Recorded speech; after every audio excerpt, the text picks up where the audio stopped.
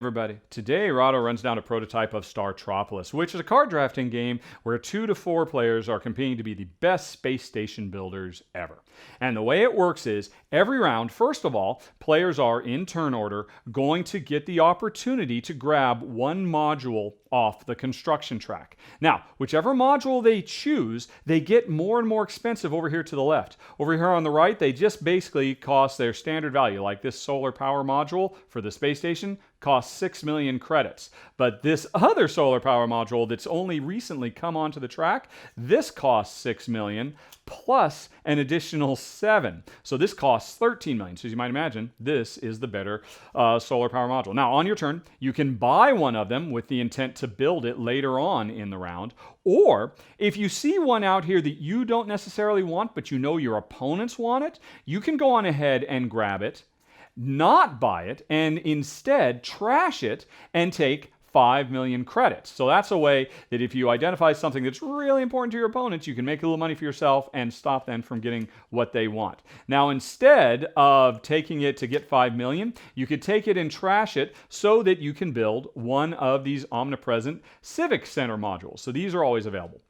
So on your turn, you will pick one of these and either buy it so you can build it later or trash it to make some money or get a Civic Center module. And regardless, whatever you end up taking, say I really desperately want the Palatial Gardens, this luxury habitation because it's perfect for my strategy. After I buy it, everything else slides over and becomes a bit cheaper and a new one comes out. Now, in a given round, after everybody has had a chance to get a new module, then in reverse turn order, players will start adding their modules to the space station, and that's where things get really interesting because the space station is 3-dimensional. Look at this thing, folks. It's absolutely awesome. Now, you might say, well, geez, as this thing gets bigger and bigger, how can you keep track of all these different modules and who has what? Well, that's one of the most brilliant things about the game. Here's a module, a supply module I got early in the game. I can see, here it is. It's this purple one. I've got the purple supply module.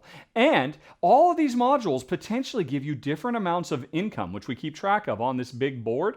And you use little clips. So my construction module, if it's next to 1 or 2 different types of modules, it generates 3 million credits for me. But if I can build it in such a way that it's next to 2 of the same, it'll increase its income to 7. So if somebody sees me build a supply module, they probably want to build something next to it to prevent me from upgrading it so it can make more income.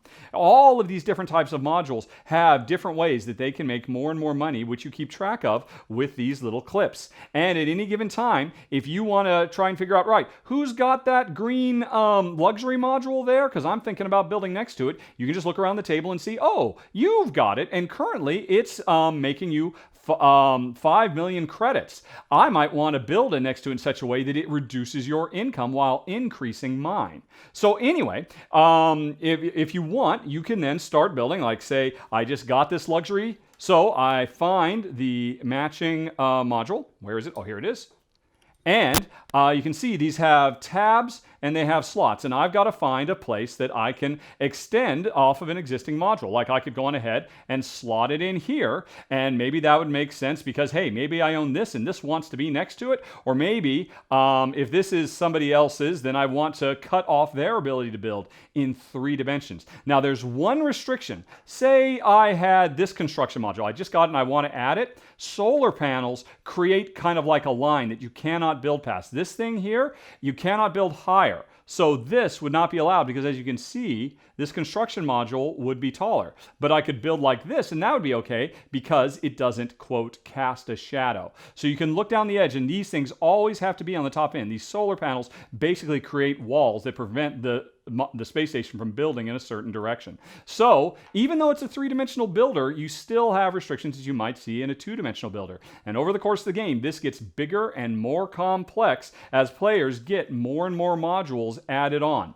The game itself lasts for a certain number of rounds. And the interesting thing is, every time you spend money to get one of these modules that will hopefully increase your income so that you're making more money, you're throwing points away. Because at the end of the game, whoever has the most money wins. So you want to get stuff as cheap as possible and install it such that it increases your income so that you're making more income, so you're bringing in more space bucks, more credits. Because whoever has the most at the end of the game wins. And that's it, folks. That is the rundown on Startropolis. All the different modules have different ways that they score. Here's just a quick, if you want to pause and take a look at, but you can immediately see how these could be very interactive, and you can figure out how you want to cut other players off or hopefully prevent them from cutting you off so you can get the most out of these different modules. But every time you play, they're going to come out in a different order. There's going to be lots of different opportunities to build and expand or cut people off with solar panels, and there's a surprising amount of cutthroat action. I have to say, when I first saw the rules for this, I was really intrigued to try because I so love the toy factor of this game. It is just a blast to see this thing build up from the core center module and get bigger and bigger and more elaborate and look for cool three-dimensional ways to expand. That works really nicely.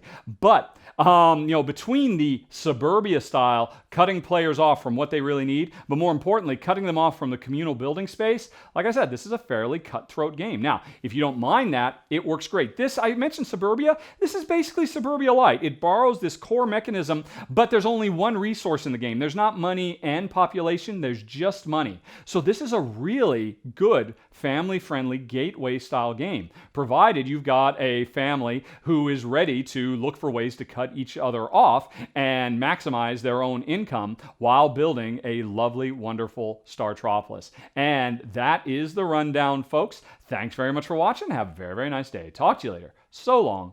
Bye-bye.